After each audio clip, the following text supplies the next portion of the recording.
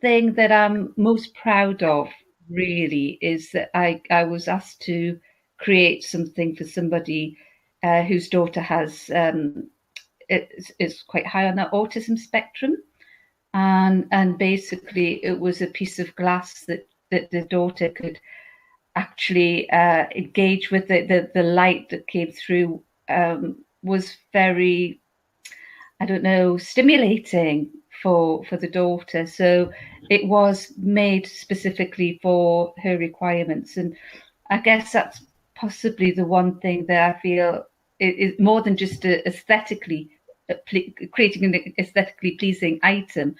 That's something that it sort of transcends that. It goes just that little bit further, and hopefully just helping somebody in their own everyday life.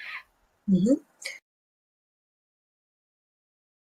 That you could use that example of working with somebody on the autism spectrum and help others who are facing similar challenges in life?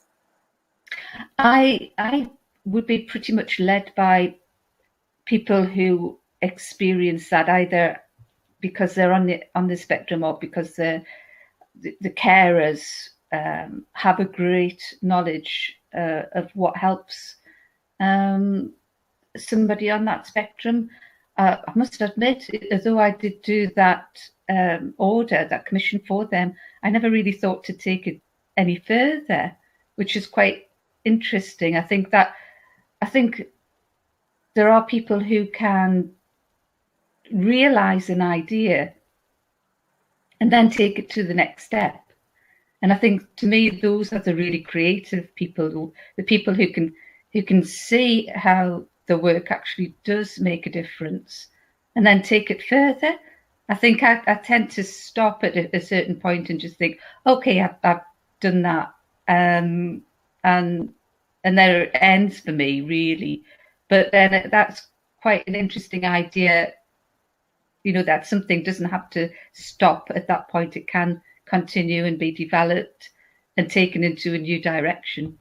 So yeah, that's interesting. Mm-hmm. Yeah, well, I mean, when you create your art pieces, obviously it begins with an idea to start off with. You began with an idea and then you actually create it and then you sell them, so you do follow that process of like it not just being an idea, because I'm sure that a lot of people just have brilliant ideas for all the beautiful artwork that they could create, but they don't actually do anything about it. But you actually create those pieces and then you put them into the market. So this is just going one step further. I think that sometimes you can have somebody who is so far advanced and taking the field I work in, it's quite technical actually. There are so many different ways that glass can react in different circumstances, and sometimes you just have one person who can be so courageous that they will take that medium, that glass, and actually take it to the extreme of what it can do.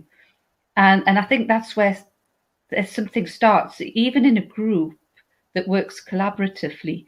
I think you have to have in that group somebody who has that courage to take it forward, and then other people can actually become involved in that.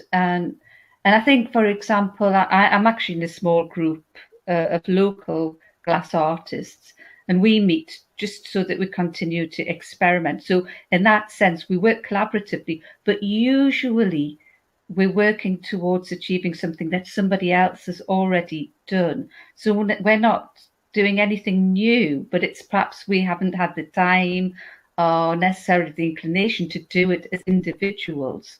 But when we get as a group, we'll say, right, that's that's the thing that we want to try and make this time. And because we're together, we work out some of the things that aren't always clear. So, for example, if you're trying to create something, but you don't know how to set the kiln up to have the, to have it all work. That's where you work together, and you're working on the practicalities. Well, how do you set this up? How does that go there? And that's where we've worked collaboratively. But in our case, it is usually because somebody else has already created something. Probably, usually in America, I've got to say, because they're very, very much more ahead of the game than we are here. But we take their idea and we use it, and we try to replicate it in a way that you would do with an experiment, I suppose. Okay. So, yeah, because in some cultures, creativity is seen to be a collaborative thing, that people don't even put their name to what they've actually created because that would be egocentric, because it's a community that comes together. Even though one person might have molded a sculpture, for example, the idea may have come from somewhere else. What do you think about that? Do you think that because in the Western world, there's a lot of emphasis on intellectual property and trademarking, and like, this belongs to me. Do you think that that stifles our creativity in some way? That there's too much ownership of what is ours? I've certainly seen a change over the past 8 or 9 years. I would say that's for certain. I think originally people were much more likely to share quite freely new ideas. But now people have realised there's a lot of money in it, and therefore they're more likely to produce publications, usually ebooks or webinars or things like that. And I kind of understand that people need to. I do think that if people have spent a lot of time in developing something new, because there's usually quite a lot of failure before you get to a point of success. I don't actually have I don't know. I don't have any objection to anybody who's trying to make a living sort of doing that, because otherwise, once you've created a new way of doing things, people will copy it straight away, and a lot of people don't credit, which I think is quite bad, really. And people are trying to make a living out of it. I think it depends on whether you're producing things because of a love. Perhaps you don't necessarily need to make a lot of money or any money at all. But a lot of people obviously are doing it as a business, and so they have a totally different perspective on it. So it's a kind of an argument that we talk about quite a lot. Actually, is how much should you share? How much should you acknowledge that people have made the effort to create something new? And how much should it just be free sharing? At what point do you copy? At what things go round and round in circles.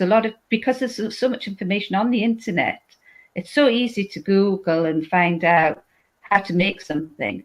But is it ethically right to take somebody else's design and just straightforward copy it? Because a lot of people do that. I mean, I would argue that that's wrong to do it. But more complex pieces where people have really, really pushed the boundaries, I think they really deserve to have it acknowledged that is their work, and they should be acknowledged and remunerated for it, really. But I suppose it's the market that does that, because as you say, on the internet, everything is available. And so people will often say, well, why should I pay for that when I can get it for free on the internet? So it's the market that decides who gets remunerated, isn't it? I think there's also a personal responsibility because it would be so easy just to take somebody's work and think that's really nice. I'm going to just replicate that and I'm going to sell it off as my own. And it's to me that's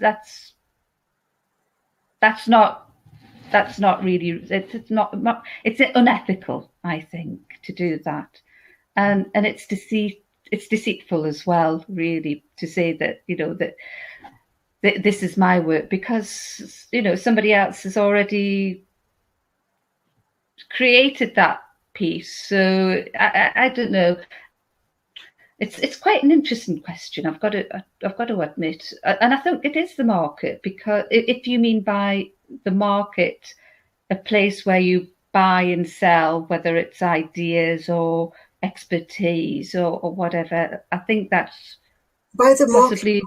people who are willing to pay you for it, so somebody could write a song and sing a song and make no money from it, but another person could sing the song that somebody else has created and everybody wants to pay them for it. Everyone wants to listen to that person. So the person who originated it didn't succeed in the marketplace. They didn't succeed in persuading others that it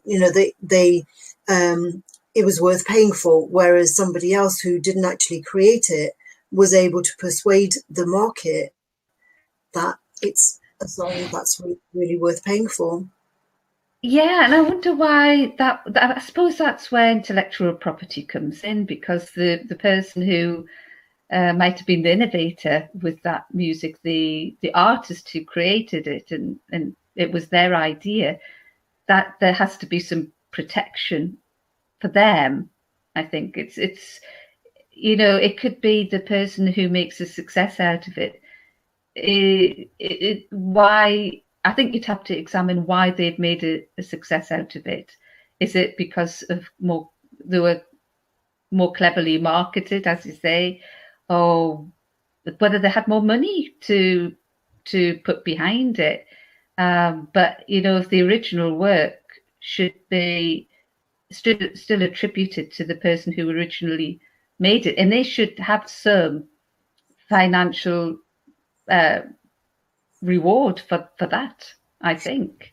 Yeah, well, the thing is, you see, that with my research on creativity, I've really analyzed how some people are successful and some people are not, and it's to do with this persuasion element. But many artists, they have a lot of ideas, but they're not able to be persuasive in terms of convincing the gatekeepers that their work is valuable, that it's innovative.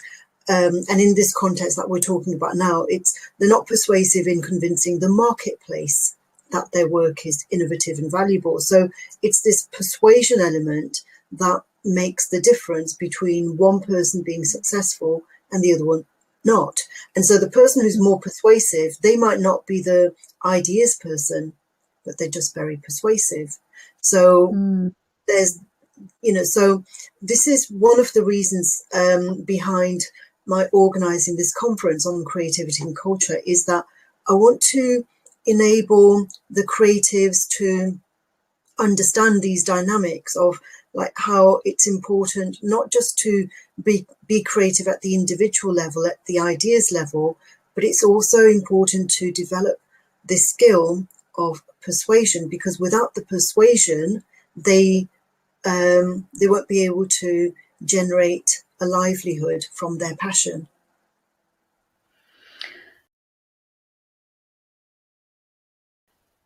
Yeah, it's quite a difficult one for me, that one, because I think that it's also about identifying the right market. There are so many elements to this. I think me, Jesvir, that as a woman, I see feminist issues quite a lot as well, and without being too pedantic about it, really. I sometimes think you've got a lot more of a chance if you're a man in any area that you talk about, because quite often you're dealing with men who are already successful. And I'm not taking anything away from men, because actually a lot of the innovators in my area are the men as well. And a lot of the oh, I hate myself for saying this, but a lot of the women tend to take the easier route, possibly, and not everybody, but that's sort of kind of been my observation, really. Having said that, I've had quite a lot of success in getting my work into galleries. And I think that's been a lot of luck, I have to say, a lot of sheer brass neck cheek. And actually, probably that and this is a really important point for me personally, is I don't have to rely on what I do or what I make in order to continue to live. And I'm very, very lucky. If I was having to pay the bills on what I was earning, I would have starved to death a long time ago, to be honest, because I don't make a profit. But it does give me a degree of laid backness, if you like. If I go into a gallery and just say, would you like to have some of these things for your gallery? I've had about a 90% success rate in having them take my stuff, which is really great for the ego. But actually, they take a 40% of what I make. So actually, it's not that fabulous, really. But when you're talking about a lot of people who are having to do this as a living, then there is that element of persuasion, I think, and it's just a lot of hard work. I mean, even if you sell on the internet, because I sell through Etsy, there's so much hard work that you have to do to get yourself seen above all of the other artists who sell on Etsy. There's probably hundreds and thousands of people who sell on Etsy. So you've got to work really hard to make your art even appear when people do searches. So that you go right back to choosing your keywords and how you photograph your work, and then once people are interested in buying, there's no persuasion needed after that. As soon as they're interested, that's it. But it's getting them to the point of being interested in the first place. Mm-hmm. I'm not sure I'm really getting anywhere close to what you're getting at here, Jesvir. I'm sorry. I am. I think that's all. It's what you say. It's this thing about persuasion. In the olden days, it was only the elite women, the aristocrats, who had that time and energy to just sit and do their needlework and do their paintings and whatever, because they didn't have to go out and earn a living from it. And that's but they weren't allowed to. They weren't allowed to. They weren't allowed to make a living out of it. That's right. Yes. They weren't allowed to go out and have a job. It wasn't, their, yeah. But so what we're saying is that sometimes we need to have, with that pressure of, trying to make a living out of it, that pressure can sometimes stifle the creativity. Whereas when we are allowed to just be creative without the pressure of having to sell the work, that's when the best creativity comes out. And yes. That you're in that fortunate situation that you're able to go into galleries without that pressure of I've got to get this work into the galleries. So that probably helps you with your persuasion, because you're not stressed, you're not tense, you go, maybe that gives you more confidence. That's what I'm talking about, I think. Yeah, I think that's absolutely true. It's not I've got to succeed with this gallery, or I'm not going to be able to pay my bills. And I know a lot of people who, at the level that most people I know work within art, you can't do it as a full-time thing. You do it unless you have become very, very successful. Most people do it while still holding down a job, even if it's a part-time job. You've got to have some regular income coming in. It's what I did for quite a long time, actually. You have to have something coming in. Otherwise, it's just stressful. You can't explore the creative side, because every time you experiment, it's costing you money, and it might not succeed. So yeah, it is a sort of a vicious circle in a way. A lot of people want to give up the part-time job or the full-time job just so they can concentrate on the art side. But as soon as you do that, then you have the pressures of jumping out of an aeroplane without a parachute, in essence. So yeah, it's not an easy decision to make, I think, for people in that situation. And I suppose that a lot of people will spend the main part of their lifetimes trying to get that balance right, and reach like at retirement age and think, right, now I can start doing what I really wanted to do, when I was 15. That is exactly what happens. But I suppose by the time you get to that stage, that you're unlikely ever to set the world on fire, because people tend to think that, I don't know, that you haven't got that creative spark. I think there is a bit of that youth element in it as well. I realise I'm coming out with a whole load of stereotyping here.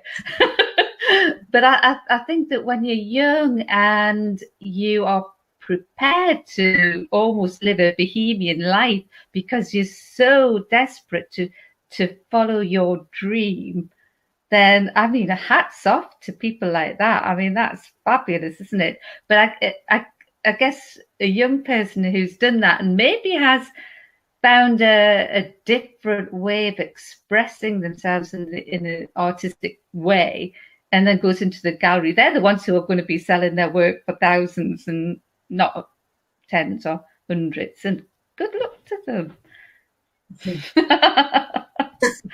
Okay. All right. Well, brilliant, Sandra. It's been excellent talking with you, and I hope to continue this conversation at a later date. Okay. I think I answered any one of your questions straight out. I just thought that was really, really interesting, and you touched on some very important points to do with that. For creativity, we need to have the confidence, for one thing. We need to have that security and the courage that the security gives us. So I think you touched on some excellent points. Yeah, thanks. And I do get your point as well about, if you're fairly well off, then you have got much more opportunity to be a creator, because you've got nothing to lose, really. Yes, so, yeah, I think that's really that financial pressure to, once we have that freedom from the financial pressures, it does give us a lot more time and energy to devote to our creativity. Yeah, I think that as well.